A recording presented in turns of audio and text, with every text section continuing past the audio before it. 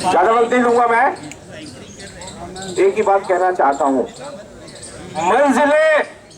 मंजिलें उन्हीं की मिलती है, मंजिलें उन्हीं को मिलती हैं जिनके इरादों में जान होती है। मंजिलें उन्हीं को मिलती हैं जिनके इरादों में जान होती है। और सिर्फ पंखों से कुछ नहीं होता, बकवास से भी कुछ नहीं होता, सिर्फ पंखों से कुछ नहीं होता, हौसलों से उड़ान होती है। दोस्तों, ये जो आज की मीटिंग है, ये हौसलामंद लोगों की मीटिंग है जिन्होंने अपने दिल में हौसले पैदा करके आज यहाँ पे इकट्ठे हुए हैं। और इस सरकार, जो भ्रष्ट सरकार है, इस देश की अभी तक की हिस्ट्री की सबसे भ्रष्ट सरकार मोदी सरकार जो है, उसके खिलाफ हम लोग खड़े हुए हैं। और जो बात में आपसे सबसे इंपॉर्टेंट, सबसे जरूरी, सबसे महत्वपूर्ण बोलना चाहता हूं, वो ये है कि ये लोग जो काम कर रहे हैं देश को विभाजित करने का, देश को डिवाइड करने का, ये मुसलमानों के खिलाफ नहीं है। सिर्फ मुसलमानों को तो इन्होंने एक अपना मोहरा बनाया हुआ है। मुसलमानों को मोहरा बना करके ये पूरी देश के ऊपर सत्ता काबिज करना चाहते हैं 2019 की तैयारी करके। दोस्तों, ये भ्रष्ट सरकार जो है, इसमें सिर्फ और सिर्फ 2% लोग, 3% लोग हैं जो ऊपर बैठे हुए हैं, जो पूरे देश को भ्रष्ट बनाए हुए हैं।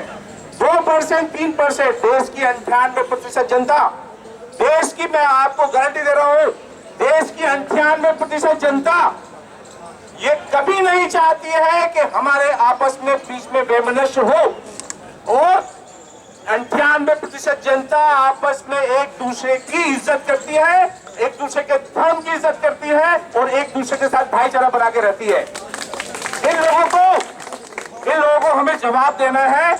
और ये नकली देशभक्त, दोस्तों, ये नकली देशभक्त और जो रियल असली देशभक्त हैं, उनको दबा करके अपनी सत्ता की भूख मिटाने के लिए ये सब काम कर रहे हैं। आपको समझना होगा। एक ही बात और कहूंगा सबसे जरूरी, कि मुसलमानों को क्यों टारगेट किया जाता है, क्यों टारगेट किया जाता है मुसलमानों को, उसका एक ही कारण है, ये नोट कर लो आप दोस्तों। और ये आज आप सोच करके इसको अपने दिल में उतार लेना कि मुसलमानों को टारगेट इसलिए किया जाता है क्योंकि मुसलमान कमजोर है। कमजोर क्यों है मुसलमान? कमजोर क्यों है? क्योंकि वो ऑर्गेनाइज नहीं है। मच्छर मक्खी की तरह इकट्ठे होना इज नॉट ऑर्गेनाइजेशन। आपको ऑर्गेनाइज्ड होने के लिए एक तंजीम, एक छत के तले आना होगा।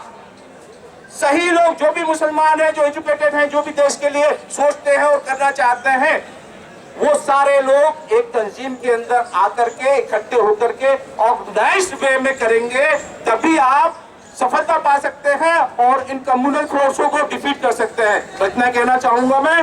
इंकलाब जिंदाबाद, इंकलाब जिंदाबाद। कदमों के निशा खुद ही मंजिल का पता होंगे।